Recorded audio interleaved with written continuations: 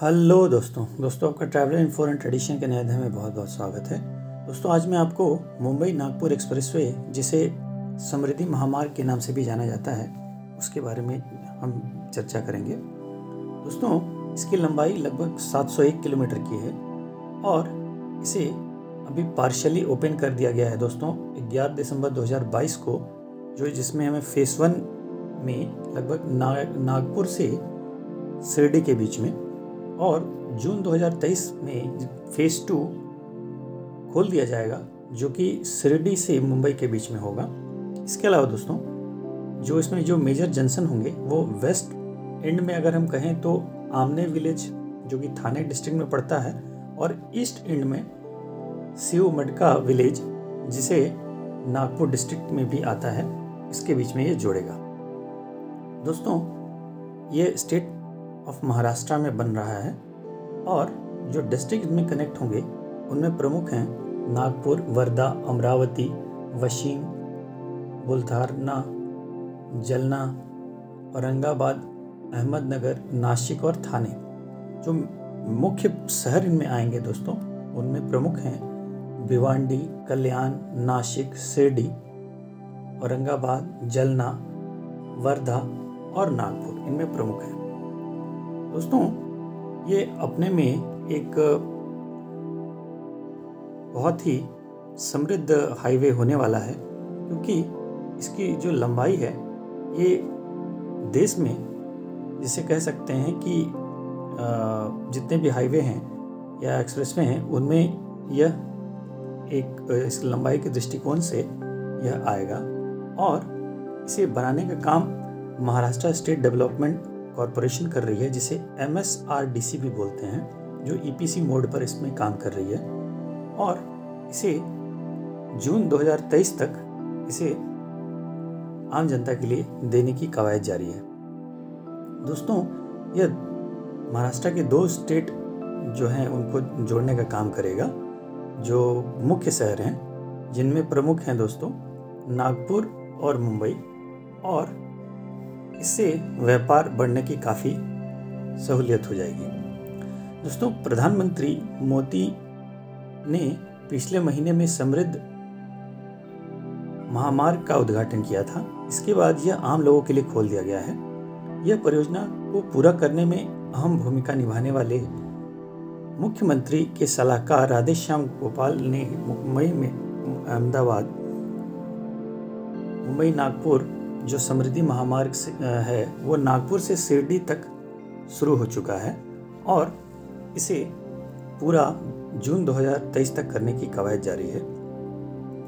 दोस्तों सरकारी परियोजनाएं अक्सर जो देर से चला करती हैं, लेकिन इस परियोजना में काम काफ़ी तेज़ी से हुआ है, जिसमें भूमि अधिग्रहण का जो अक्सर विरोध होता है, क्योंकि ज़मीन के मुआवजे के लिए वर्षों लोगों को इंतजार करना पड़ता है। लेकिन राज्य के उप मुख्यमंत्री श्री देवेंद्र फडणवीस की महत्वाकांक्षी परियोजना समृद्धि महामार्ग के निर्माण में जिन किसानों ने जमीन दी उनका लगभग जीवन बदल सा गया है। दोस्तों समृद्धि महामार्ग परियोजना के लिए विदर्भ की नागपुर, वाशिम, बुलढाना के अलावा मराठवाड़ा और उत्तर महाराष्ट्र के इन जिलों के करीब 20,000 किसानों की 10 एकड़ जमीन अधिग्रहित की गई है, और नागपुर में मुख्यमंत्री एकनाथ शिंदे के आवास पर उनका आभार व्यक्त करने आए औरंगाबाद के जयपुर गांव के भगवान मते ने बताया कि मेरी 12 एकड़ जमीन समृद्धि महामार्ग में चली गई थी। इसके अलावा उन्हें इसके लिए 18 करोड़ 50 लाख रुपए मिले। दोस्तों मते बताते हैं कि इन पैसों में उन्होंने 4 करोड़ में 20 एकड़ जमीन खरीदी और 5 करोड़ रुपए का निवेश कर जमीन की प्लॉटिंग शुरू कर दी है। इस काम में उनके दोनों बेटे भी हाथ बटा रहे हैं। दोस्तों मते ने औरंगाबाद में आलीशान घर भी बना लिया है, और मते कहते हैं कि इस परियोजना में मेरी लगभग जीवन ही बदल सी दी है, और औरंगाबाद जिले के ही भवरदा निवासी बाला साहब भी कहते हैं कि 1 एकड़ जमीन समृद्धि महामार्ग के लिए ली गई थी उनसे। उससे काले को 3 करोड़ रुपए मिले थे। इस पैसे से उन्होंने इससे पूरी दूसरी जगह उन्होंने 2 करोड़ रुपए खर्च कर 7 एकड़ जमीन खरीद ली, जबकि 1 करोड़ रुपए बैंक में उन्होंने जमा भी करा दिया। दोस्तों, वहीं अहमदनगर जिले के घोतरा, जिसे हम कोपर गांव स्थित है, उसके निवासी प्रदीप चौहान भी बताते हैं कि सरकार से उन्होंने जमीन के रेकनर दर से 10 गुना भाव पर जमीन खरीदी और समृद्धि महामार्ग में चौहान को 11 गुना उसका मुआवजा मिला, जिससे उनकी जीवन बदल गई और उन्हें 98 लाख रुपए मिले। चौहान अपनी जमीन देने के लिए दोस्तों तैयार नहीं थे, क्योंकि 2004 में नहर परियोजना में उनकी 4 गुंठा जमीन सरकार ने ले ली थी, जिसका मुआवजा आज तक नहीं हुआ था। लेकिन इस परियोजना में उन्हें कोई दिक्कत नहीं आई। दोस्तों, जुलाई 2023 तक 8 घंटे में तय होगा नागपुर से मुंबई का सफ़र। इसके बारे में अगर मैं आपको बताऊं, दोस्तों, प्रधानमंत्री मोदी ने पिछले महीने में समृद्धि महामार्ग का उद्घाटन किया था। इसके बाद यह आम लोगों के लिए खोल दिया गया है।